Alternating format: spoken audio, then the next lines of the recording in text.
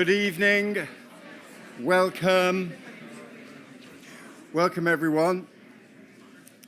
Welcome to this meeting of the Foundation for Science and Technology. Thank you so much for being with us here physically at the Royal Society, and also a warm welcome to our online participants as well. I should also thank the National Physical Laboratory, who are sponsoring and supporting this event on the resilience of UK national infrastructure. And we have a fantastic panel of expert speakers, each of them expert in a different aspect of our national infrastructure, all of them engaged with the challenge of ensuring its resilience.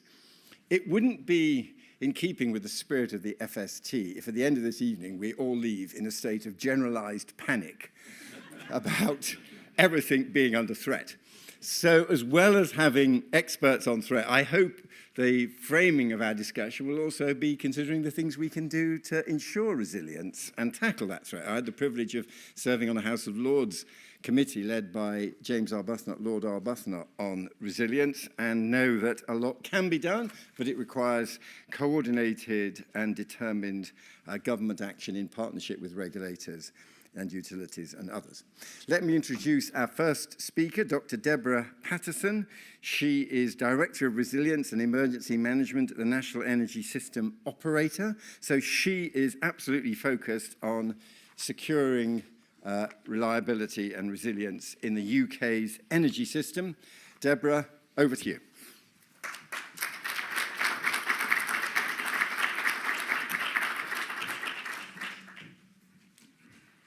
Well, thank you very much for that introduction. I'm sure many of you will agree that energy resilience, along with telecoms, underpin many of our lifeline services.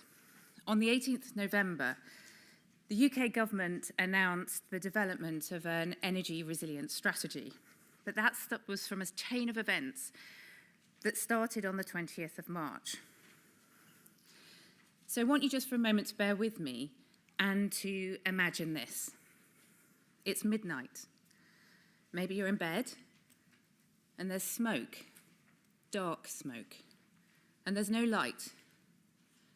And there's someone banging at your door, which is your local resilience forum. Why? Because there's been an explosion. A substation is on fire, and it will take 5 days to put out that blaze.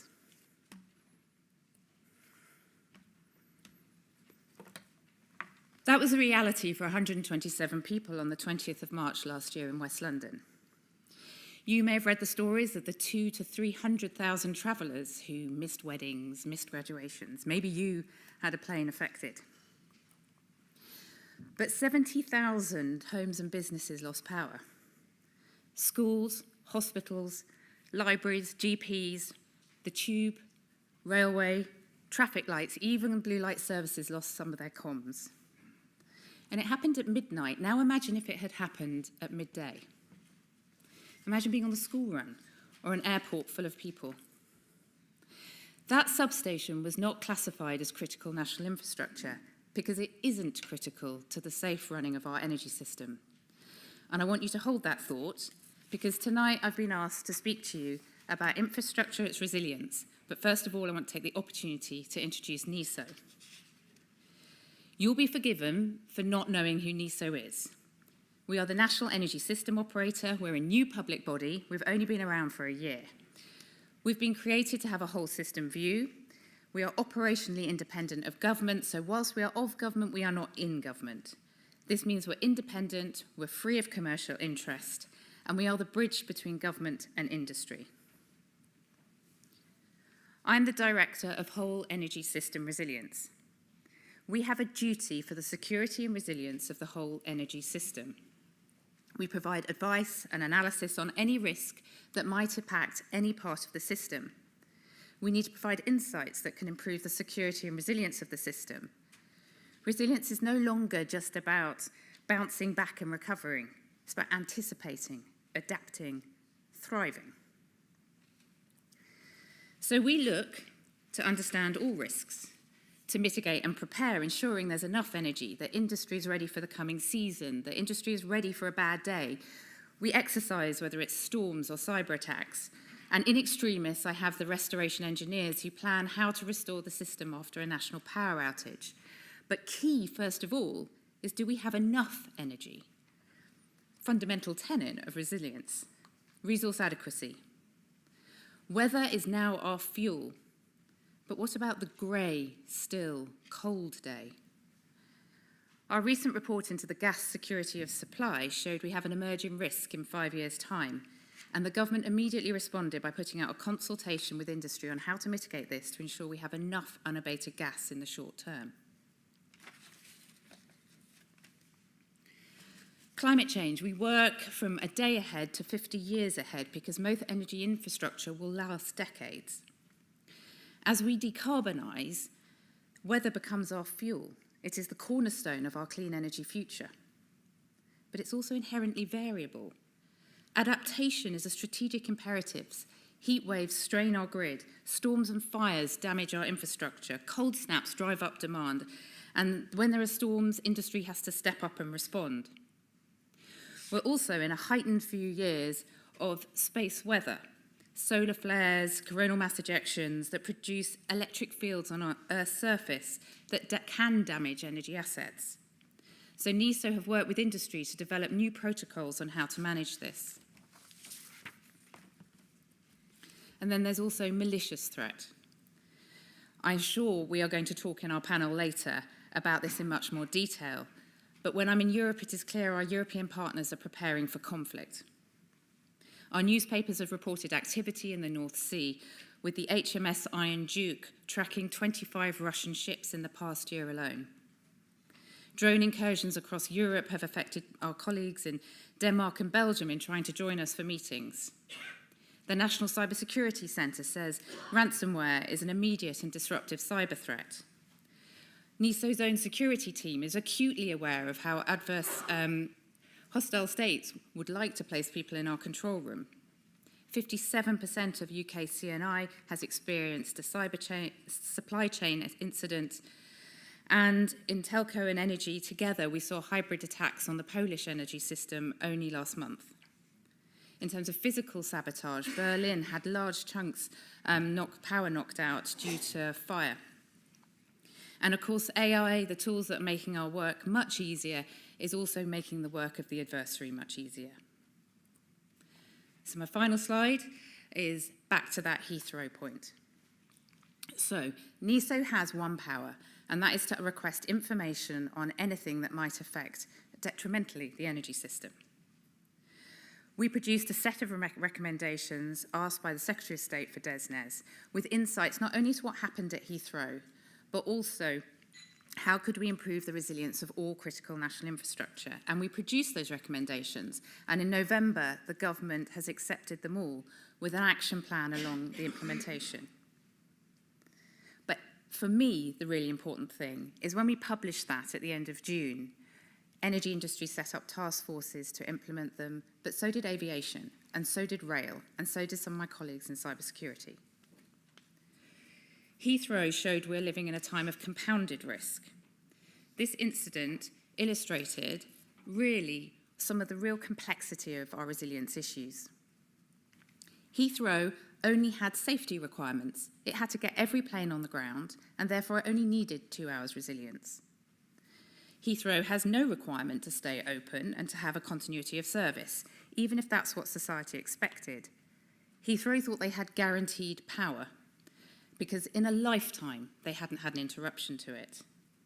But when a high-impact, low-probability event happened, they pulled a plan out of a drawer, printed on paper, and worked through hundreds of steps to get the airport back up and running within 24 hours.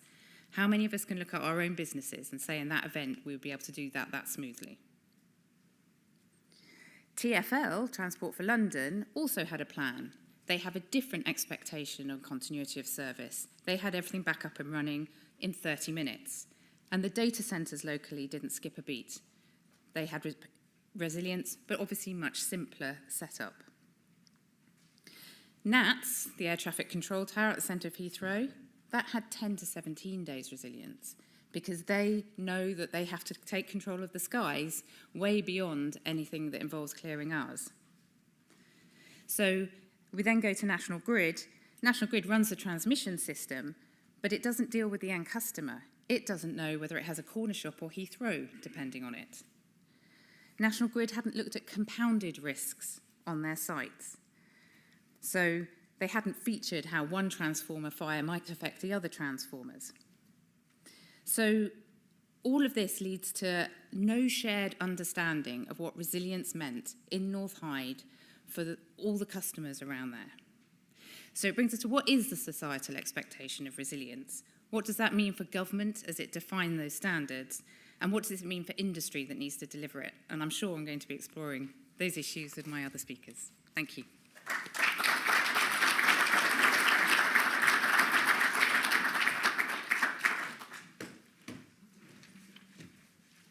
Thank you very much indeed for setting the ball rolling like that, because it really did bring out the big issue of the importance of systems thinking if we are to ensure proper resilience. And now we're going to hear from Natalie Black.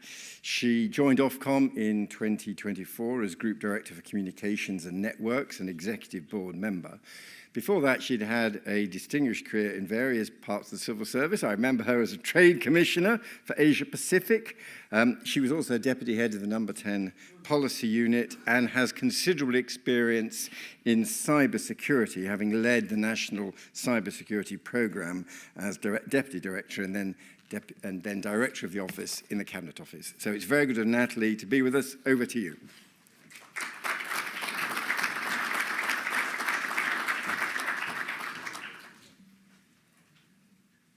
Good evening, everyone. It's an absolute pleasure to be here, and a big thank you to David and Cavan for bringing us all together.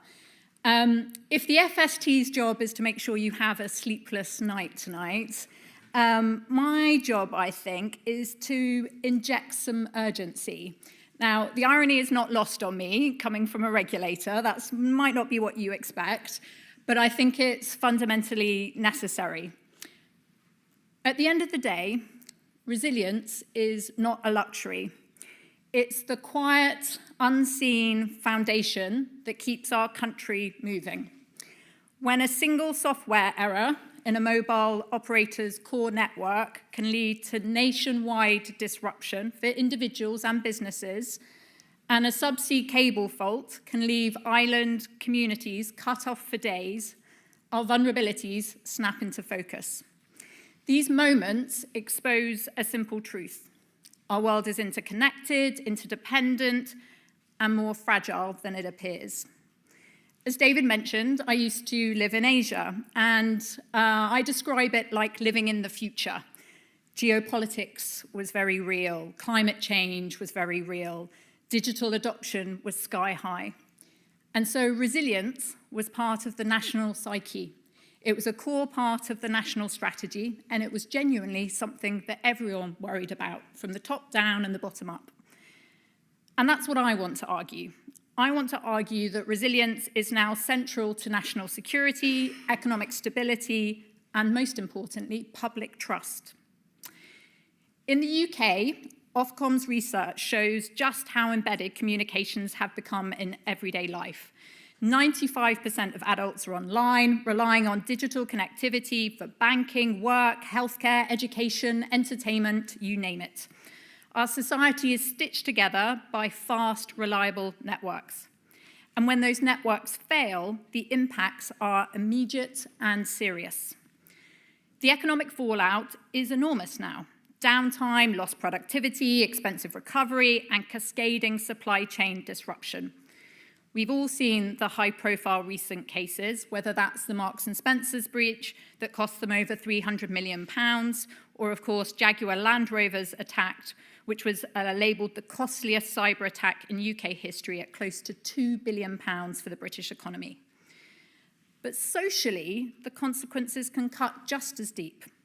People are disconnected, they're exposed to misinformation, and in the most serious cases, they're unable to reach emergency services. That is why strengthening the resilience of increasingly virtualized networks is a priority for Ofcom. Our task is to respond to technological change in a way that works for people and businesses today, while enabling the innovations that will define tomorrow. So resilience is no longer a back office concern, it's the front line of national confidence. Communication networks have become a true system of systems, as we were just hearing, connecting homes and hospitals, power grids and ports, finance and public services. In a world this connected, risk behaves differently. It compounds, it cascades, and often it arrives when you don't expect. But modern networks are powerful because they're interconnected. But that same complexity creates fragility. A misconfiguration, a software bug, a damaged cable, small causes, big effects. And supply chains amplify this risk. Communications depend on global vendors, shared platform, and cloud infrastructure that stretches across borders. And resilience today is no longer about individual assets. It's about how systems behave under stress. But none of this should lead to pessimism. Remember, I want you to be upbeat and getting on with things. Technologies are reshaping risk, are also transforming how we manage it. Innovation is giving us earlier visibility, faster response, and smarter recovery. AI is already strengthening networks in practice. Operators are using it to optimize backup power during outages, and we continue to see momentum build in satellite innovation. This is an area we're watching really closely because Earth observation systems keep progressing to warn us earlier and more accurately about what is going on down here. Low Earth orbit networks keep people connected in hard-to-reach areas, and emerging satellite-to-phone capabilities, which are being enabled by Ofcom innovation licenses, will soon let ordinary smartphones stay reachable almost anywhere. And globally, companies like Cisco and Nokia are building the open telecom AI platform to embed resilience at scale, while operators, including Deutsche Telekom and Singtel, are collaborating through a global telco AI alliance. AI is also changing how we defend systems. Autonomous tools can now analyze software, simulate cyber attacks and surface vulnerabilities before they're exploited. And real-time monitoring and automation allow faults to be detected and isolated before they cascade. In cybersecurity, zero-trust architectures and AI-driven detection are shifting us from reaction to anticipation. So at Ofcom, our responsibility is to ensure that technological capability turns into public confidence, that networks are secure, robust, and that they're there when it matters. We create the conditions for investment and innovation through spectrum management and support for 5G today, potentially 6G in the future, and of course, full fibre expansion. And we're working really closely with the government on its own resilience strategy. And as part of the upcoming Cyber Security Resilience Bill, we will receive new responsibilities to regulate data centres. And of course, we're working really closely with partners like the National Cyber Security Centre and of course the UK Telecoms Lab, and it's great to have Joe here today. We are ensuring that our understanding evolves with technology, not just through monitoring and upskilling, but through dialogue with companies, with suppliers, to really understand how their systems are evolving. And just yesterday, we published our first consultation to understand how AI is being used in telecoms today and in the future. So if you haven't seen it yet, please have a quick look on LinkedIn. We want to hear from a whole range of interested parties, and do get in touch if you have strong views. And we're also working really hard to shift the conversation a little bit. Increasingly, we think the conversation when it comes to resilience should not just be about coverage, but also how we shape the market to ensure that we are seeing the performance of networks that this country needs. How do we value resilience in the market today? If I've lost you, if you're really bored, don't worry, I won't be offended. Look at your phone and please Google for me, Map Your Mobile. It's a new tool that we built in 6 months. You can put your postcode in and it will show you how the performance of different mobile networks operate in your area where you live or work. I can see some of you doing it, or maybe you are just looking at your phone because you're bored. I have a clear ambition there. I want us to move from that kind of coverage performance data to resilience data. If consumers can value resilience, ultimately that will be in the interests of companies in terms of how we shape the market. That's a slightly different way of thinking about these issues, but that's the space that we want to be in. But that does not mean that we give ground on our traditional regulator role. When standards fall short, we will act. Under the Telecoms Security Act, we enforce clear requirements. And when one operator failed in its handling of 999 calls, we fined it £17.5 million. That was to send a clear signal. Resilience and public safety are not optional extras. And just as importantly, international cooperation comes to the fore here. And I'm delighted to have recently been asked to join a new ITU-chaired expert group, expert I'll take if it's given, on digital critical risks. And I think increasingly we need to find mechanisms to talk to our international partners about these kinds of issues. So in closing, security and resilience are not simply about hardening systems or patching vulnerabilities. They need to be by design, they need to be incorporated from the beginning, and it's about foresight, constant learning, and understanding not only where things have gone wrong, but where they could go wrong. And of course, technology matters, but technology alone is not enough. Lasting resilience depends on strong governance, ambitious standards, and deep partnerships. Because as I say, resilience is not optional. It is not a luxury. It is the bedrock of trust in our national infrastructure. Trust that networks will be there in moments of crises as well as everyday ordinary life. And Ofcom is committed to strengthening that trust, relentlessly, responsibly, and for the long term, for every community across the UK. Thank you.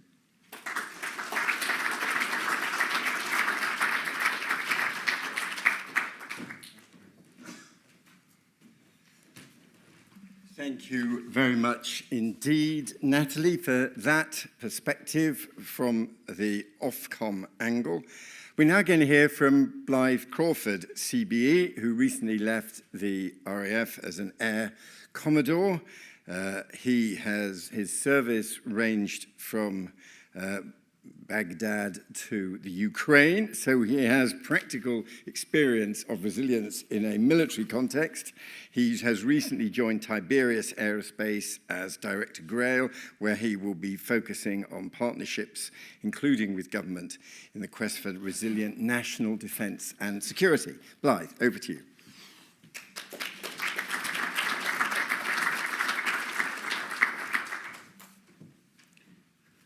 Lord Willetts, thank you very much, and Cavan, thank you very much for bringing us here. I'm very privileged to be joining such an esteemed panel. I realised actually on my way here this evening my eyesight wasn't as resilient as it could be, so this is a recent purchase. I now need these to actually see what I'm reading. But as Lord Willetts mentioned, I've spent the last 30 years working in the Ministry of Defence. I have had to tackle defence and security resilience at multiple levels and in multiple theatres. And primarily for the last 4 years, my primary focus has been supporting Ukraine against the illegal Russian invasion, whilst also taking relevant lessons to prepare the UK for defence against similar assaults and attacks on our infrastructure. You've heard already that when we talk about resiliency, we often treat it as an abstract property, something that's desirable but not necessarily required. But Ukraine has demonstrated that resilience is neither abstract nor optional. It's a systems property which only is revealed under stress, as Deborah pointed out earlier on. So what I wanted to argue this evening was the fact that the war in Ukraine has exposed two things to us simultaneously. Firstly, how resiliency can be built at speed, and then how fragile much of our own national infrastructure has quietly become. And I'm going to take, as an example, data comms, energy, and logistics as examples, primarily because all those factors underpin both our defensive capabilities and our ability to operate as a Ministry of Defence, but also underpin our economy. Ukraine did not set out to be resilient. It was forced to become so, and to become so very quickly. Within days of the invasion, some of you may remember that one of the first things they did was offshore all of their government data. A government is not a government without the data to back it up.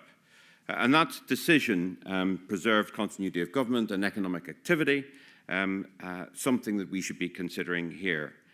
The lesson is not here about cloud adoption, but decision velocity under existential pressure. In terms of communication, you'll all remember the letter, I think, that Mikhail Fedorov wrote to Elon Musk asking for the use of Starlink, which provided resilient communications for their military network across the country. They also then adopted a resiliency measure for communications using cell phones connected to masts to use as audio for drone detection. But they also diversified across satellite, fiber, cellular networks, and civilian applications, many of which were overlapping, many of which were imperfect, but they were sufficient. And sufficient is a really important point to note.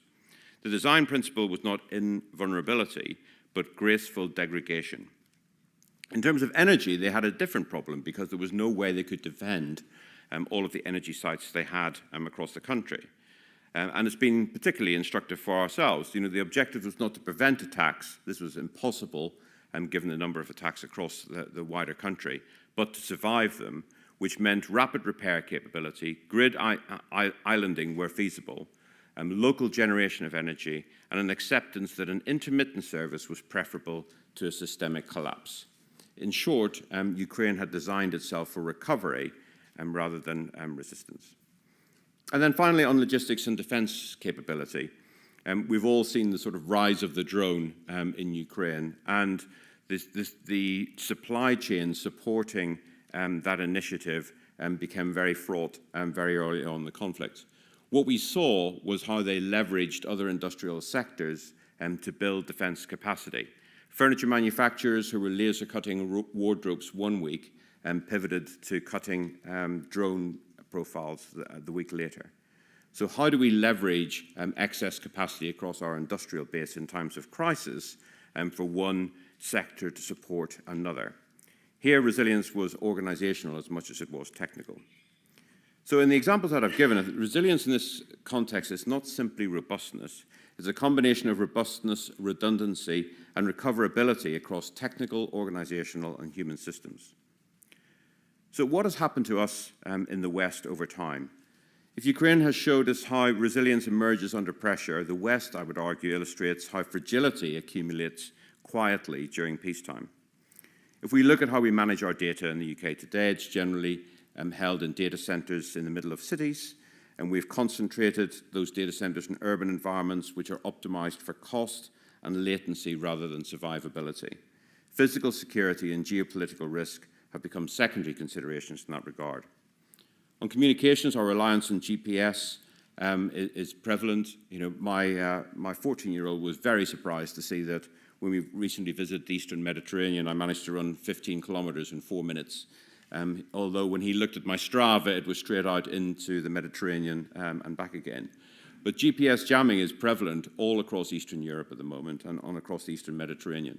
We also give away areas of our spectrum and without necessarily understanding what sovereign fallback would look like. And we've seen that already today with Russia exploiting the 5G elements of the spectrum to conduct nefarious activities. And then in terms of energy, just-in-time gas supplies, cross-border dependencies, our energy systems, whilst efficient and interconnected, they are brittle. Just-in-time gas supply chains, that cross-border nuclear dependency and a highly centralized substations, as Deborah pointed out, at Heathrow in particular, create single points of failure across the enterprise. I was recently in Dublin helping the Irish government discuss how they would manage resiliency in that regard. And 75% of their energy comes through 2 pipelines into the country, and if either of those are cut, their economy collapses overnight. And then finally, in terms of logistics, centralization, we've talked about establishing several new armaments factories across the country. Those, as far as I'm concerned, become some of the largest targets that we have in the UK. And as innovation evolves on the battlefield, how would those pivot when we're working in innovation cycles of 4 to 6 weeks when they've been designed to build one particular component? So therefore, our manufacturing supply chains have been centralized for efficiency with minimum slack. And as we heard with Jaguar Land Rover, cyber incidents now translate directly into economic disruption. Just a few months ago, I was driving to work early in the morning, and I was listening to the radio. Sarah Cox was on. I think my son had changed the channel. And she was interrupted for the 6 o'clock news. And the news headlines were the fact that some drones had been shot down over Polish airspace. We'd had some aircraft incursions over Estonia. Airports in southern Denmark had all been closed due to drones over the airfields. And a major cyber incident in the UK, as we've discussed, the UK government had to fork out almost £2 billion to the suppliers. What struck me was not any of those single events, but the fact that we have normalised that activity. And having taken part in multiple joint exercises over my career, we build a scenario on what we call D-1 day, the day before the exercise, to get everybody into the zone, so to speak, of what conflict might look like. And what I was listening to on the radio that day was the D-1 scenario that we play to our forces on exercise. So in systems terms, we're already operating in a pre-conflict phase of warfare. Some say already at war below the threshold of conventional conflict, but well within that domain of strategic competition. And we've seen Russia's efficiency in operating at all levels of state government, including information, energy, logistics, and data. So what we are seeing today on the information side is data is now dirty. It is AI-generated content, misinformation, algorithmic amplification has turned information itself into an attack surface. Whose truth do you listen to? Communications, GPS jamming and interference with undersea cables is always a news headline. They are not hypothetical risks anymore, but routine strategic tools. 75% of Europe's data runs through Irish waters, and yet they don't have a navy in place to protect them. Recent grid failures across Europe should read as stress tests, not anomalies. We heard about outages in Portugal and Spain, and obviously Heathrow more recently. And then cyber disruption of industrial supply chains have become a form of economic warfare, with JLR being a classic example. However, I am now starting to see the tide slowly turn in the UK and people determined to get after it. In terms of data, I've been fortunate to work alongside the Alan Turing Institute, where we are starting to pivot the organisation to focus on defence, national security and resiliency, where we can potentially focus on sharing AI models across government departments to address some of those resiliency concerns. At Davos last week, sovereign AI was one of the key topics of the week, establishing sovereign infrastructure, sovereign data sources, and sovereign algorithms to underpin our economy and our defensive systems.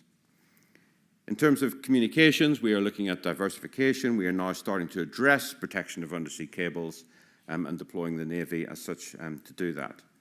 And in terms of energy, one of our major energy suppliers has recently been engaged with the MOD about putting energy infrastructure behind the wire on MOD sites to guarantee energy to those sites, building data centres alongside them to assure government data, whilst at the same time connecting them all with pipes that can carry our data backwards and forwards, therefore giving resilience in terms of energy, comms and data to the Ministry of Defence. And then finally, what I'm doing now in my new role, having pivoted to the startup sector, is to leverage that resiliency across logistics, where we've developed a concept that we've called Defence 3.0, which is about turning our industrial base into a point of deterrence and a point of resiliency in itself, federating manufacture across hundreds of manufacturers, spirally developing against blueprints for weapon systems and subcomponents by hundreds of SMEs, and creating an agile platform where we deter by being more agile, more resilient, and more robust than our adversary. In conclusion, resilience is often dismissed as expensive. In reality, it is the cost of operating in a hostile world. The same infrastructure underpins both our national defence and our economic prosperity. Fragility in one inevitably undermines the other. So investment in resilience may appear costly in the short term, but history shows that the long-term costs of systemic failure are far greater to our economies, our security, and our sovereignty. And I look forward to having a discussion with you later on. Thank you.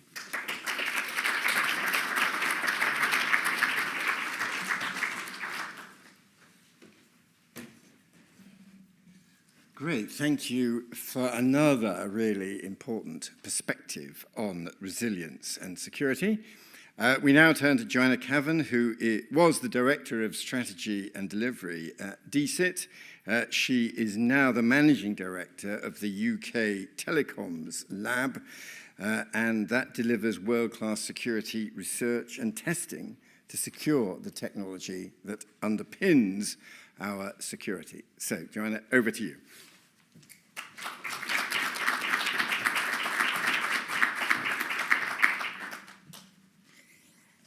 One of the disadvantages of going forth in such a brilliant lineup of speakers is a lot of your sandwiches have already been stolen. I'm also feeling the pressure, given the UK Telecoms Lab is part of the National Physical Laboratory, who are responsible for ensuring accurate and resilient time.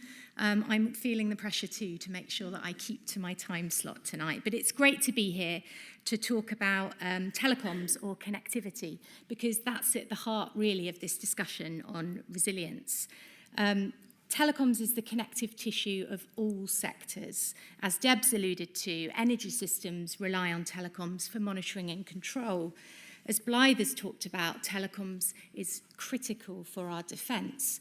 Transport networks depend on it for signalling and safety, financial services for secure transactions, and you may have seen in the news last week a pill camera that patients will swallow to scan and take pictures for bowel cancer.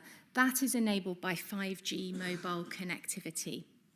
And so when telecoms networks are disrupted, they take down far more than just our mobile phones, even though I'm sure none of us can do without those for long. They also cause disruption to our daily lives. They can significantly harm a country's GDP, cause a loss of confidence for investors, and damage to our country's global standing. So the UK Telecoms Lab, which I'm proud to run, delivers security research and testing to safeguard critical telecoms CNI. I have teams of advanced vulnerability researchers whose job it basically is to hack into and break telecom systems in order for vulnerabilities to be identified, and then most importantly, to work with the operators and vendors to patch those vulnerabilities before they are exploited by a cyber criminal or a hostile state.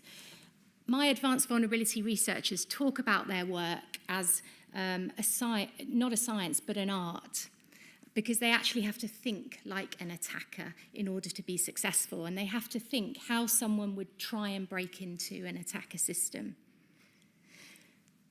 The recent vulnerability that we found in our lab would have cost the UK economy £1 billion per day if it had been exploited. It would have caused a severe outage affecting nearly all mobile phone connectivity in the country. So resilience isn't just a security imperative, it's an economic one. Recent years have shown us that these risks are not just theoretical. And the message coming out of Davos last week from the top telecoms CEOs was that connectivity now sits alongside energy and defence as mission-critical infrastructure. I'm just going to talk to two threats. There are many threats to telecoms, critical national infrastructure, but I'm going to focus on two tonight. So the first is cyber attacks. Telecoms is actually the second most targeted sector for cyber attacks after government.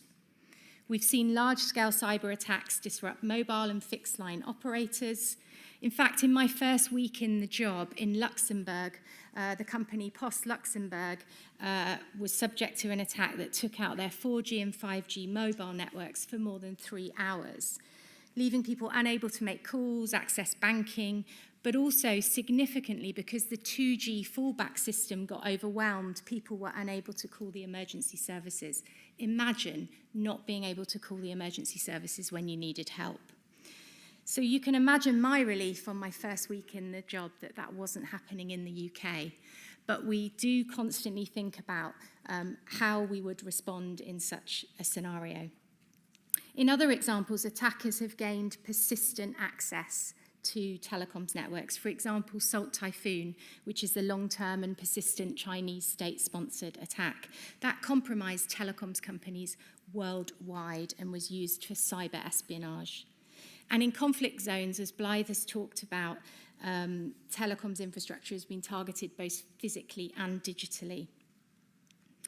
The second threat, which is a key threat to the telecoms critical national infrastructure, is actually the networks themselves.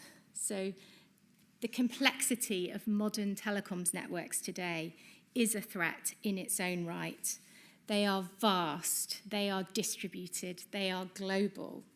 Our infrastructure is no longer just pipes and wires and substations. Our defense systems are no longer just kinetic. All of these systems require software, data, and networks.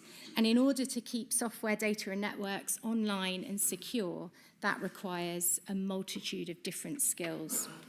Ollie Whitehouse, the CEO of the National Cybersecurity Centre, recently said that we know more about what's in our sausages than what's in our software. In addition, modern telecoms networks are converging. They're no longer just fixed and mobile telecoms. I would never have thought when I was roaming around in the countryside looking for a base station in the middle of a field to take radio frequency surveys in relation to a murder investigation, I would never have thought in the future I would be looking for a base station in space. Telecoms is now converging.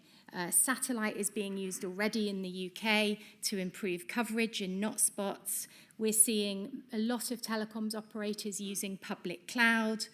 And all of these examples of telecoms converging with other technologies are increasing the risk profile of telecoms CNI and making it much harder to achieve resilience. Building higher walls or battening down the hatches, which is generally what you try to do to improve security, just doesn't work when you have a system that is so interconnected.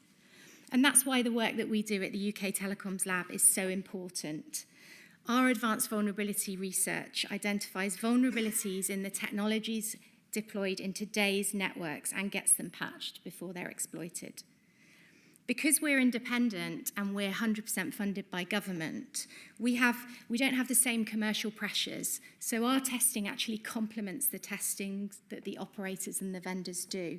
We're able to spend more time and go deeply to look at what the security risks are and then help the operators to improve the security of their products.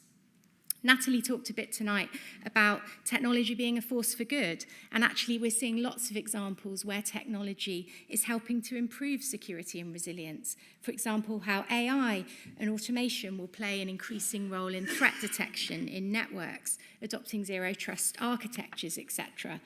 But ultimately, I'll make the same point as Natalie, that technology alone will not save us. It's not a silver bullet.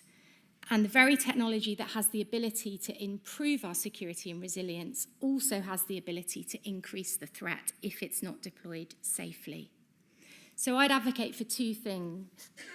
First of all, we need to take a whole system approach to resilience. It's not just about the technology. It's about making sure the UK generates the right partnerships, the right incentives, the right skills, and the right culture. And second, we must build security and resilience in by design and default. How do we make sure the UK has more influence in shaping international technology standards so that we do secure the technologies of the future, so that we think about engineering resilience by design into early product life cycles? The stakes are really high if we fail, as the speakers tonight have set out. But if we succeed in achieving national resilience, it'll be a source of national strength. It'll not only enable innovation, it'll protect our citizens' way of life, and it will deliver economic growth. Thank you.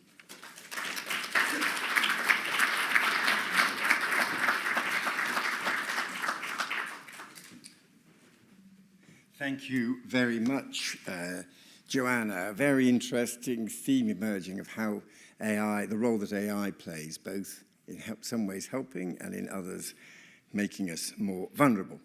Our final speaker is Peter Bonfield, Professor Peter Bonfield, who is the Vice-Chancellor of the University of Westminster.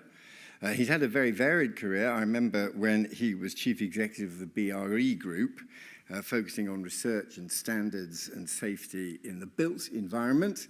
He's also conducted reviews for the government in areas involving public sector food procurement, property, flood resilience, and also after the Grenfell fire. So, Peter, we very much look forward to your intervention.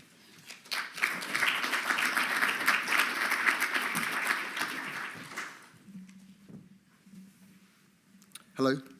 So great to be with you all.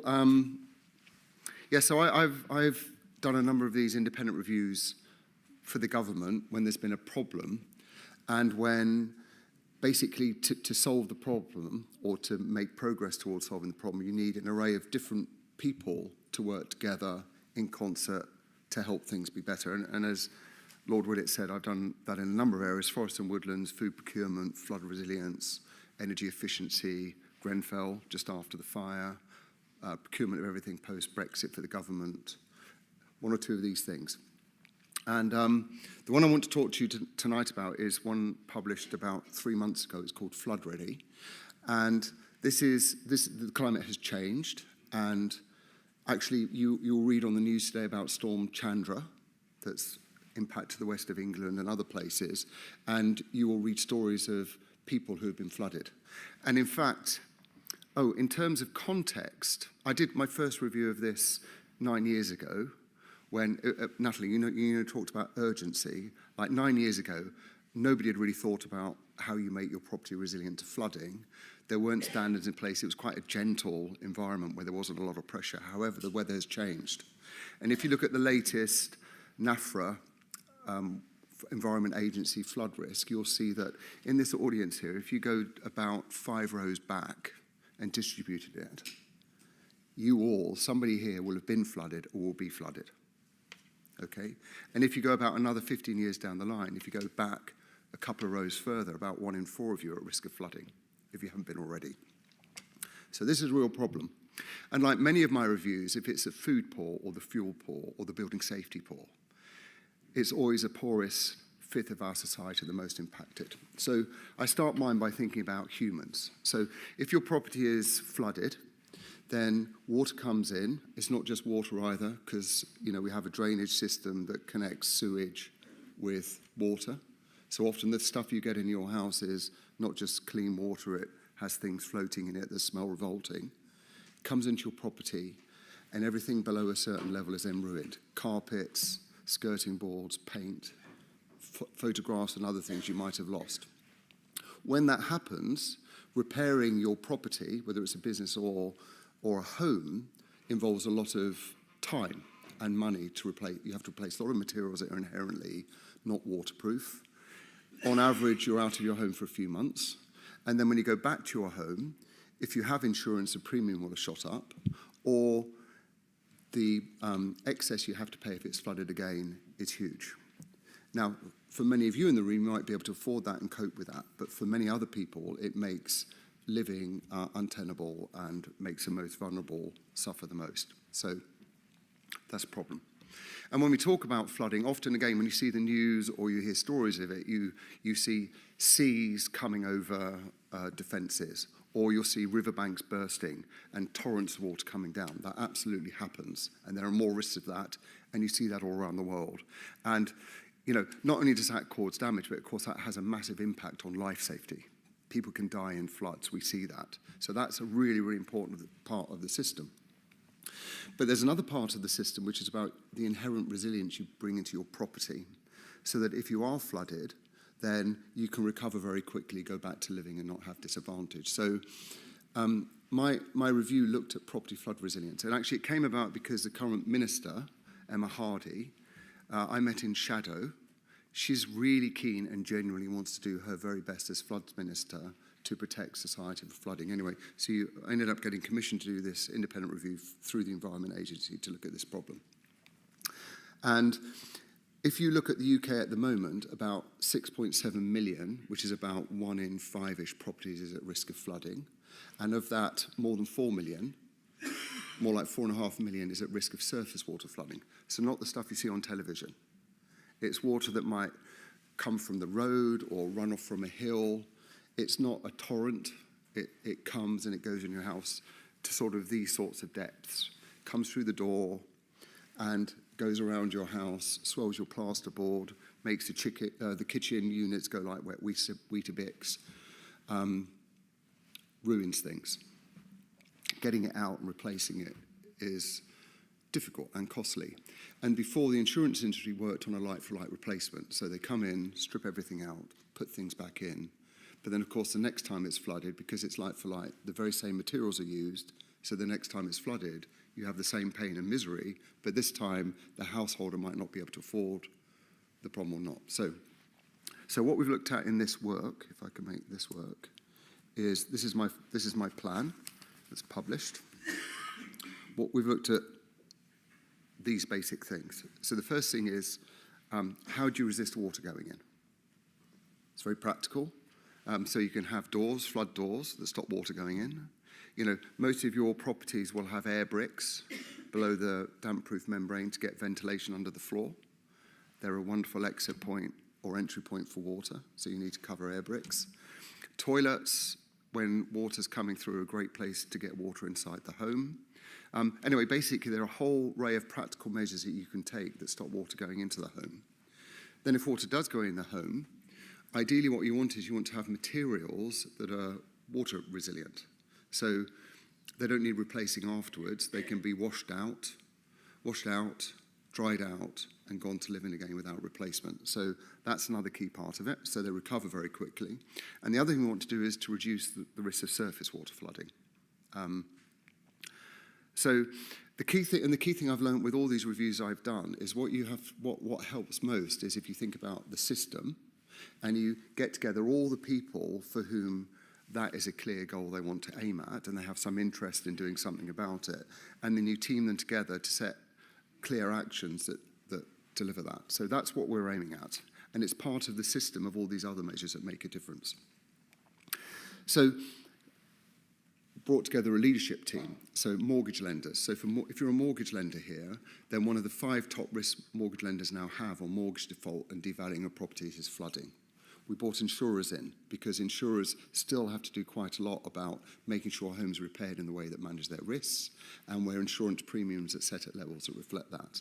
We brought different bits of government together because DEFRA, the Ministry of Housing and Local Government, and their agencies need to set policies and regulatory environment that's joined up that actually means the building regulations, planning systems and other things actually connect in a coherent way to protect society. That's what that's about. We brought builders in. If any of you have work done on your home, then you might know that the person that's done the work is a local builder who's trusted because their brand and reputation is referred to by others. So we brought those in so they can be trained to be competent.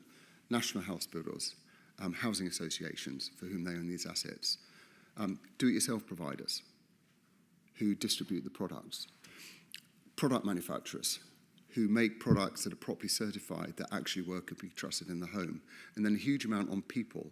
So most of the things, if they go right because the people that do the job have the right ethics, the right competency, know what they can do and can be trusted.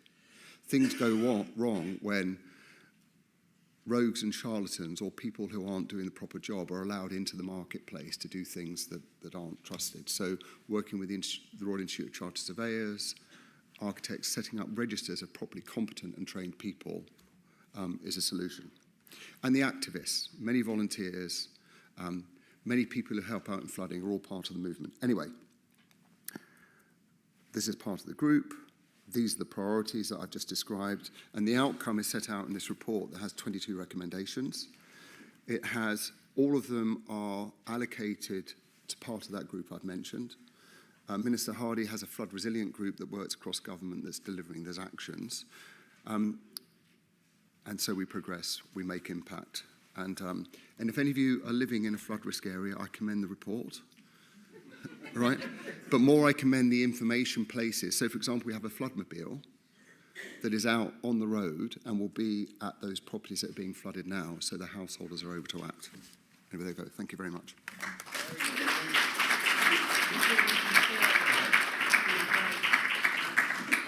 Let me invite our panellists up. Why don't you go to the far end, Peter?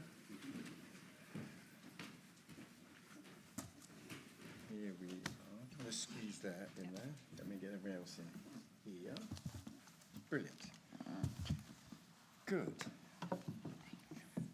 Well, fascinating presentations and looking at resilience from several different angles. And we're also getting some great questions coming in on Slido, and people are already doubtless seen the code number. I'd like to start with one question, which follows on from the analysis and another report linked to water, which I still think is one of the best reports which brings out the challenges of government today, which was John Cunliffe's report on the water industry. And he was trying to investigate a whole range of problems, of which flooding was just a part. But what he brilliantly showed in his report last summer was a fragmented system with a range of players with narrow responsibilities and no overarching system intelligence. And in many ways, I think that's a theme behind several of the presentations we've already had. Now, the government, you could argue, should be the organising intelligence. So one question which I'd be interested in your views in is exactly where government policy is on that and the extent to which, and there are initiatives underway, exactly what we can expect of government, and relate that to an online question which has been upvoted, which is, does whole of system resilience require whole of society conversations? Is it time for general population dialogue? So rather than just thinking of this as a government challenge, this online question invites us to think it's a society-wide challenge. And I think, and let's give all of the panelists an opportunity, keep it short because we've got lots of other questions. Let's start at that end. Any quick observations on that challenge? Yes, I think it is whole of society, not least, I think we need to be clearer about what our expectations are as members of the public around resilience. But also, I think members of the public have their own role to play. If you look at most cyber attacks, phishing, etc., we need to increase awareness within everybody working in businesses, members of the public, as to what the kind of frauds and scams are and how to prevent some of these cyber attacks, which can lead to these pervasive incidents on our critical national infrastructure. Thank you. Blythe? Yeah, I'd absolutely agree. We have argued for a long time that, defence of the UK is a whole-of-nation approach. And one of the reasons I picked on data, comms, energy and logistics is, those elements have underpinned our national defence for a long time, but they also underpin our economy. So when you join the two together and you start to address those challenges, it automatically becomes a whole-of-nation approach, which supports both resiliency of the economy and of our defence and national security as well. I do think, though, that our biggest challenge, we talked about initiatives that are already underway, is the cultural one of trying to get the wider society to take that into their day-to-day conversations.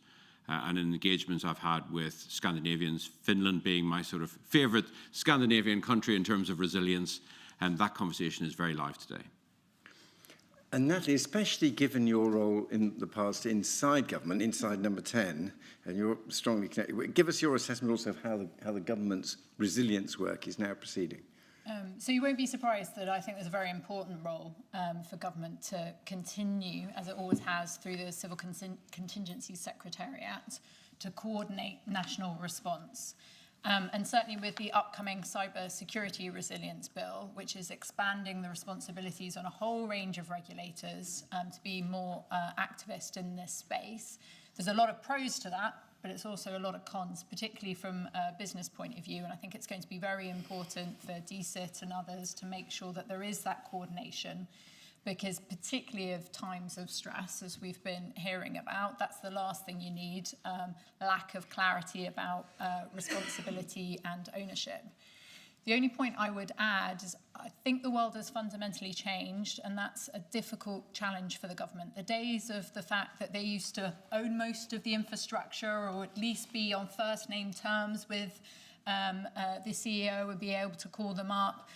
That's quite different now, and that's where you get into the digital sovereignty space. And increasingly, I think it's going to be really important for us as a country to understand what do we really, really care about, and making sure that we have a hook in there somehow, whether that's through the supply chain, whether that's through our wider geopolitical levers. But the days of being able to bound our infrastructure to the geography of the UK have ended, and so the challenges for the UK government are much, much harder.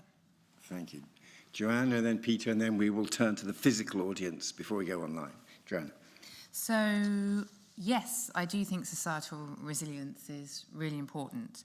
I'm laughed at by my family for being a mini prepper. I do have water, I do have food, I have candles, and I carry cash. And I feel for the government a little bit on this, because various governments put out advice to the public, and I think they're ridiculed in the media when that advice goes out there. But I think it is Finland who has, their energy company has very nice stepping through on what you should have in place for like 30 minutes, 1 hour a day. And at NISO, I think this is something, you know, we will look at, because I said I have the teams that do a national power outage. I was really struck, I was fortunate enough many years ago to be the energy attaché in New Delhi. And I remember my Indian counterparts laughing at us because we'd had a 20-minute outage in London that had cost the city millions, and people trapped underground. Again, some of you might remember it. And they were like 3 times a day. Our economy's growing. What's up with you lot? And because they were prepared for it. They had their own resilience in mind. So yes, I do think there is something for society there. Thank you. Peter? And then, yeah, you can only get real outcomes that work for everybody if you've got the team of players, private sector, public sector, institutions, public acting in concert. Then you get outcomes. On Cunliffe, and agencies working together, again, just a practical thing for any of you that might be at risk of surface water flooding. Surface water, you know you want the drains cleared. Lots of drains are blocked. When you have the data coming in that you're at risk of flooding, often there's one drain that needs to be cleared. The problem is it the highways agency, the water company, or the local authority that cleans it up? And as long as they know and they act, you're okay. So there's something about that simplification. And then for ministers, I work with so many different ministers of so many different shades of politics in different ways. And what I found is you need a minister who's very clear on their wants. And if you've got a minister who wants things and is clear about it, loads of people come behind and act. The second thing is you've got to be strong in the regulatory environment to keep out the rogues and charlatans and make sure those that are operating can be trusted. And the third thing is you need to put seed corn money in some government agency that starts building the market, like Environment Agency is now doing on my flood plan. And if you've got those 3 elements, they work. If you don't have those 3 elements, it's less likely to work. Yep. I do think at the moment we're all beginning to worry about our flood security, about our energy supplies, about our cyber security. Let's hear from the audience here with us, including practical advice and suggestions. Always help. So who wants to set the ball rolling? Right, we've got a couple of questions right at the back, please. Let's collect those. 3 questions right at the back. Good. Hello, Give your name Andrew and organisation if possible, please. Andrew Mackenzie from the Physiological Society, and we're really interested in this from a health and physiology resilience perspective. And we've heard a lot about, I guess, hard infrastructure. I wonder what are the intangible elements of infrastructure around society or health that, for example, that you're most concerned about that we should be thinking alongside in terms of national infrastructure? Right, thank you. Intangibles. Then there was another question there, yeah. Thank you. Fascinating talk from the panel. 2007 to 2012. My name is Gerard Parr. I'm Professor of Telecoms Engineering at the University of East Anglia. 2007, 2012, we had a national programme for the digital TV switchover. Simple messaging to every house in the land with clear facts and a sort of a very clear to-do list. Why can we not have the same thing now for a public engagement programme to build up national resilience? Okay, and there was a third question at the back. Yep, yeah. My name is Paulina Beival. I'm from UCL Optical Networks Group. So, Joanna, you talked about how in the National Telecoms Lab, There are people trying to break the network to find its vulnerabilities. That seems a little bit retrograde to me. How about looking how you can design networks for the future with the vulnerability in mind at the design stage, so they evolve with resilience. And resilience means all sorts of resilience. You talked about that. Means resilience to attack, resilience to energy growth. We see AI throwing traffic into the network, completely changing the traffic statistics and the energy. Resilience to new technology. So there has to occur way earlier than trying to patch it. And a second point about AI helping in the resilience. How can it possibly help when it's completely uninterpretable? We have no idea what's going on. And so you need physics-informed systems to make interpretable AI. Yeah. I'm going to start with Joanna and Natalie, and then we'll go to the other panelists. But especially for Joanna and Natalie, the AI, there was a sort of interesting theme. One strand was AI makes us more vulnerable. And then you, I think, were the most optimistic, that also AI had the capacity to work out ways of delivering resilience, a greater capacity, yet again, from AI than humans on their own. So the kind of AI adding to the problem or adding to the solution, or both, was a bit of a theme. Do you want to, Joanna, let's have Joanna and Natalie, and then we'll turn to the other panelists as well. Yeah. Yeah, absolutely. And Gerard, I think it's a great idea, by the way, and I think we should do that as a nation. Mm-hmm.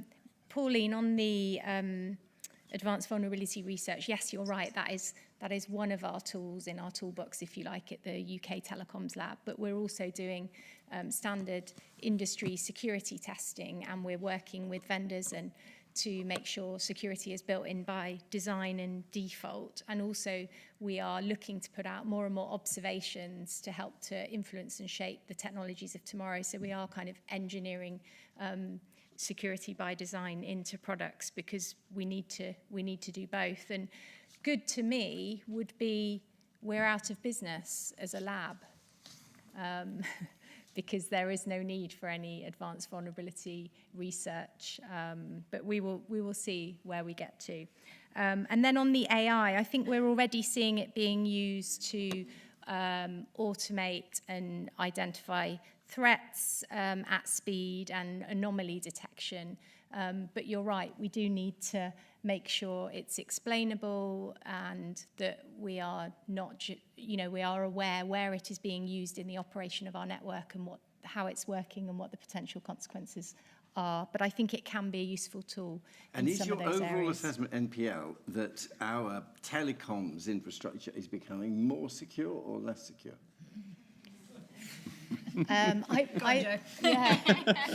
I wouldn't. Yeah, I think it's probably less secure because of the complexity of the networks. Right. Natalie, your observations on that? Yeah, so let me just quickly come in on the campaign point, and then I'll follow Joe's, because I do think this is really important. So in terms of the national build of fibre broadband in this country, it's incredible. We've gone from 6% in 2018 to nearly 80% across the country. But take-up is still very low. It's still about 45% of the country. But fibre is incredibly more resilient than existing copper networks. But we don't really have that debate in this country. We talk about price, and you can understand why and everything else, but price has been steadily decreasing for a long time now.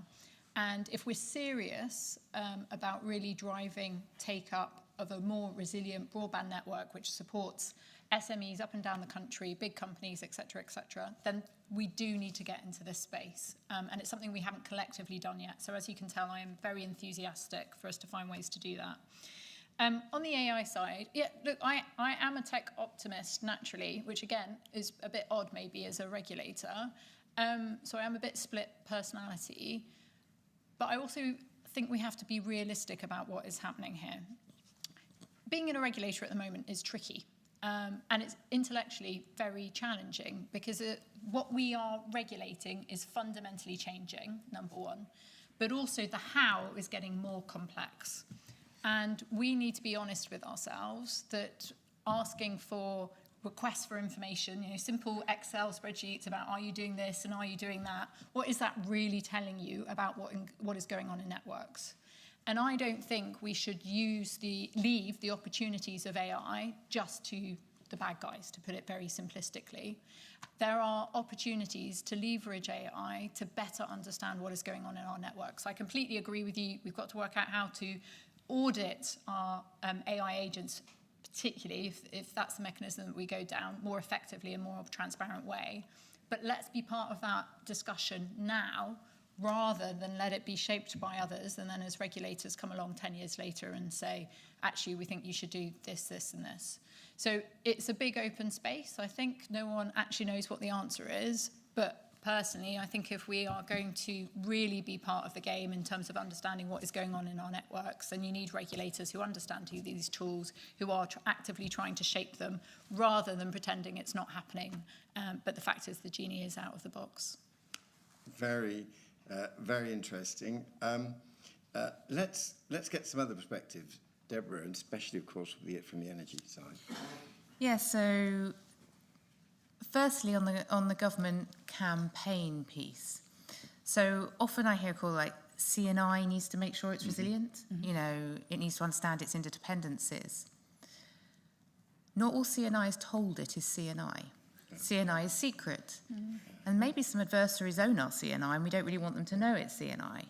So there is not a policy in the 13 sectors that all those 13 sectors know how critical they are.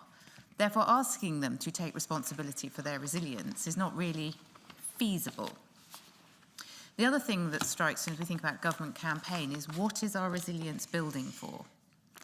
So, for example, between the wars and in Second World War, we built a grid that was anti-fragile, and it stood up really, really well. But it's been many decades of peacetime. If you ask industry to respond and build for conflict, it will. If you're building for peacetime, it's something else. If you're building for economic efficiency, which drives out redundancy, that's something else. So at the moment, we're not clear, and the government is clear what we are asking our critical national infrastructure to build. And then to loop that back to the gentleman from the Physiological Society about the intangibles, I think it's about relationship. And I hark back to a different John Cunliffe era when he was the Bank of England, and under his tenure there was the who you going to call. And there's something for me, and for you, many of you here will be involved in companies and organisations, maybe even lead them, is thinking through, in a disruption, do your staff know what to do? Do they know what you expect of them? Do you know how to phone them? Do you know how to contact them? And for us, a National Energy System operator, one thing came clear to us is we restore the system, but we couldn't ask people to come back in a power outage with no power, potentially no water, no traffic lights, without their families. So in terms of the tangibles, as we think through our people plans, they know they're to bring their families with them because we can't expect them to leave them in that scenario. So in the intangibles, it's thinking through that as much as anything else. Very interesting. Peter, your observations, including that question about intangibles and kind of how much, in your fascinating work on all this, how much unpopular understanding there is of the issues. So the first question. Yeah. So the first questioner, that's a massive issue. And in fact, one of the things going to happen, I think, in the next one of these is that's the topic, isn't it? On resilience. Or, yeah. Gavin, is that the next? Anyway, there's an event coming up, I think, which is going to address that topic, but that's huge. So building human resilience, understanding that. And I've seen it in my reviews, the food poor, the fuel poor, the flood poor, the building safety poor. There's a really important element there. In my work at University of Westminster, a huge amount of the work we're doing there is focused on how you create healthy communities through diet, walkable neighbourhoods, activity and interactivity, data, preventative things that reduces the need for sickness treatment in the NHS. So that is a massive question and a really important topic that impacts all of our topic areas and many others. And in my review here, a key part again is informing people so they are empowered to take the action and to respond to things that happen in ways that support their well-being and help them recover quickly. but it's a great topic, which I'm sure is the next FST event. Talking of coverage of that topic, oddly enough, wearing a different hat as a trustee of the Booker Prize, one of our shortlisted novels this year, The Land in Winter by Andrew Miller, is set in the 1963 freeze. And the freeze and the breakdown of a range of public services is the setting for the novel, if you want a different investigation of these issues. Now, we're going to hear from Blythe, but I want to actually add in a question online that you in particular, with your experience, may want to comment on. So in addition to the question we've already discussed, how does our understanding of resilience as a nation compare to that of our allies and adversaries in terms of commonalities and differences? Your observations on that would be particularly interesting. So I'll start with that one and then touch on some of the other ones. So we had a fascinating conversation last week at Davos between myself, Ukrainians, Poles, Scandinavians, about human resiliency, first of all, just in terms of the culture of society. And if you look at Finland, for example, ever since 1941, Finland has practiced resiliency at a national level right across society and continue to do so today. They're one of the most impressive countries I've seen in that regard. In terms of human resiliency, I got some fascinating views from particularly Poland and the Baltic states and the Ukrainians who had lived under a communist regime, where they prided themselves on being robust and resilient. And you can do anything you like to me, and I am going to bounce back, which is one of the reasons why they're sort of driven to look so miserable the whole time. We thrive under oppression. Throw what you like at us, and we'll continue to push back. And they said there was a huge cultural change. After the Cold War ended, that they suddenly saw a new way of looking at life. So there's a fascinating conversation there, just on the human side of it. Back to the intangibles bit. If everything we do involves technology, process, and people, and Deborah's talked about the process intangible aspect of it as well, but there's a whole human aspect to it as well, and there's a live debate about the younger generation and how resilient they are in terms of their interactions with others and with society. In terms of our relationship and understanding of the technological and process resiliency, again, I would look at the Scandinavians as a brilliant example of how to do it well. A few years ago, I was lucky enough to go to Finland, and I was having a conversation with the chief of the Finnish Air Force and told him that we were going to come to Finland and land on one of his motorways, because they only have a similar small number of core military bases, but for each of those military bases, they have 10 satellite bases, which are essentially, they shut down the local motorway and they go and land aircraft on that. And he laughed at me and said, it'll take, with your risk culture in the UK, it will take you years before you come to Finland and land on one of our motorways. Anyway, 4 weeks later, we landed at Typhoon on a motorway in Finland. And surprised everybody. He ran 3 red lights and got 2 speeding tickets. But the point was, we proved that we could do it. And I think that cultural aspect of risk analysis and risk tolerance allows you to pivot quite quickly to respond to crises when you need to. What concerns me is we do not, back to the point about the narrative and exercising it, we don't practice it enough. And I think getting society used to being able to pivot and be able to respond to that is really important. If I may, very quickly, just on the AI aspect, because this has been a very live topic in the Alan Turing Institute and how we're going to address that. A colleague recently wrote a paper, Alan Brown wrote a paper on the UK being at a crossroads in terms of AI, which I thought was a really clear observation, where do we follow the American path of, go after the primes, it's a free-for-all, and let's go as quickly as we can and monetize it as quickly as possible? Do we follow a European route and overly regulated to its extreme, which means you'll never make any progress? Or do we sit somewhere in between? In the typical British fashion, we tend to sit on the fence in everything, don't we? So I think there is a middle ground there, and I do think that we can monetize AI and get after it from an economic perspective, but I do think that for resiliency and for the critical aspects of our national infrastructure, we need to put a sovereign structure together there that gives you the robustness, that gives you the resiliency you need in times of crisis. So as when your free-for-all economic aspect goes tilt, you still have that robustness that the country can still function underneath it. Right. Very interesting. Thank you. Now, we are beginning to run out of time. There will, of course, we've got some questions that have been heavily upvoted, I want to call.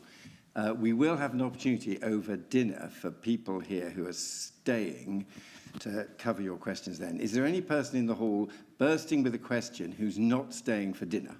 Because if you will have right, good. We're going to have a fantastic time over dinner with our physical participants. Let me invite the panelists for their final comments on the two most upvoted online questions. First is, how should we measure how prepared we are? And secondly, about the types of insecurity we've discussed. Is climate and health security, i.e. pandemic preparedness, on an equal priority with national defence? We've had several different perspectives. We've had, of course, the defence perspective. We've had the water, flooding, climate perspective. We haven't really done much on health. We've had the digital environment. Some relative weighting, of course they're all interconnected, but some relative weighting would be of great interest. So those are the final two questions. Brief answers and any final observation you may have. And let's start at that end of the table. Peter. So top measure is how many households, when they're flooded, are back living in their home a week later.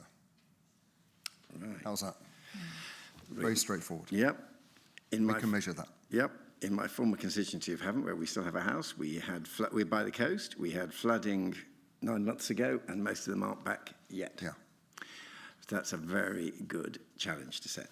Yeah. Next. So similar actually is that speed of bounce back. And an example I'll give you is there was cascading failure in Sri Lanka last year caused by a macaque who broke into a substation called a cascading failure. Colleagues who had parents out there, they didn't notice because they had sufficient resilience to ride that outage. So it's how can you ride an instant and still thrive? And I think that is a measure of resilience. That is a wonderful example. Thank you very much, Natalie. Well, I think you're in danger of everyone agreeing because increasingly we're in the same place at Ofcom, partly because of what everyone's alluded to. I'm surprised hasn't come up more, cost. The fact is you can't actually buy your way out of this problem, and we need to be very honest with ourselves that that is the truth. So instead, by assessing how quickly you can bounce back, you can start making choices about how you invest with the little amount of money that you do have. And that's where I think the national debate has to go. In terms of the question about relative importance of sectors, really interesting because, again, from my Asia experience, when we were living through COVID, because they had been through something similar in SARS, the reaction was very, very different. So for me, a real test, actually, sort of test part B, is the extent to which you can see lessons from previous experiences being drawn through, that we don't actually treat individual instances as one-offs, because they're not. There's a trajectory around all of this. And then just one final point. I think we need to be more honest with ourselves as a country about where our reliance is. And of course, I'm biased at Ofcom in terms of the importance of telecoms, but it's a hard truth that we haven't quite grasped in terms of the reliance of pretty much every other sector in this country on telecoms infrastructure. And so I do think it leads to an argument of how we need to treat it slightly differently. And other countries, whether that's Norway, whether that's Australia, have made different policy choices. And we are probably headed to a place where we need to start doing the same. And so just flesh out when you say different policy choices. So for example, in Norway, they have set out resilience requirements on a geographic basis. So different parts of the country, there are different expectations about what is there. Again, linked back to this bounce back argument and saying that it's more important in some areas of the country to be able to do that. Or in Australia, the government has stepped in and subsidised specific resilience measures. So that might be around what technology is available, what capabilities are available. Now, they all come with big dollar signs down there. So that is something that, again, we have to be honest about. But I suppose that would be the one challenge I would inject into this excellent discussion. I don't think we've talked about money enough. Blythe, and just to press you, you went, in your last answer, you referred to sovereign capability. And of course, this is a massive shift in thinking. And I think of the National Security and Investment Act, where for years we prided ourselves on basically having an open market for the ownership of British companies.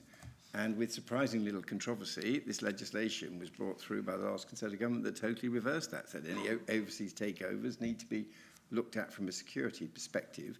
But is sovereign capability and sovereign resilience viable given the amount of interconnection that we've got? So, again, sovereign can be quite a controversial word because everybody's got their own impression of what aspect of it, what needs to be sovereign. Is it sovereign data, sovereign infrastructure, sovereign decision-making? And I think there's a graded response to that. I think there are areas of our infrastructure and, for example, around some of our military command and control systems that absolutely need to be sovereign because you could potentially start a conflict if somebody managed to hack into it. So there's that aspect. I think, given what I mentioned earlier on about data and what I refer to as dirty data, where it is either generated through AI or it is generated through malicious means, we need to be very careful about, going back to AI primarily thrives on data, but obviously you now have AI models that don't necessarily need to use LLMs in the same way as we traditionally do. So having an understanding of where that data is coming from and the viability of that data to then create models, you need to be really, really careful about where you apply that. So I think in terms of the sovereign bit, I think it depends. And I think dependent on the importance of the criticality of what you're dealing with and its importance to the survivability of the country, both from an economic and defence perspective, you have a graded response to it. As an example, obviously in the communications networks, we had the reversal decision about Huawei and having to remove that infrastructure from our own networks as such. Thank you. Yes, Joanna? So I think in terms of, is it climate or health security or which sector wins out, I would say it's not that black and white. And actually, the issue, I think, is when the sectors collide. So I talked about telecoms as being the connective tissue across all critical national infrastructure. I don't think sometimes as well it matters whether it's malicious or non-malicious threat, because actually the outcome can be the same and the corrective action needs to be the same. In terms of measurements, I think we do need to spend much more time preparing for planning, having playbooks, rehearsing, making sure we can recover as quickly as possible. If we can do that, then will that lead to us coming up with some measures in particular sectors where we have to compel companies to respond to incidents of certain themes or types within a period of time? Who knows? But I just don't think we're there yet. I think where we need to invest now is actually in putting those plans in place, in rehearsing them. Yeah. Well, thank you very much indeed. I think it's been a really interesting discussion looking at security and resilience from a range of different perspectives. It's been great to have those different perspectives. I would say for myself, this has helped me think through a ministerial appetite for wearing my hat as chair of the Regulatory Innovation Office. One of the live topics is risk and regulation. And sometimes the view is that regulators have insufficient appetite for risk, and are we over-regulating because we're trying to create zero risk when we have to live with risk? And I think this discussion of resilience has enriched my understanding of exactly what we should reasonably ask of regulators. I still think there are occasions when there is excessive risk aversion, but at the same time, resilience in the sense of being able to bounce back ability. And bounce back ability may be a better thing to aim for than reducing and removing all risk in the first place. So I think I've personally found it a very illuminating discussion. We are very grateful to the National Physical Laboratory for sponsoring the discussion. Thank you for our online participants and for your questions and for upvoting some really key ones which we've discussed. For our people here with us, there's a drink next door, and we will have dinner downstairs at 8 p.m. when the question and answer will carry on. Thank you all very much indeed. Particular thanks to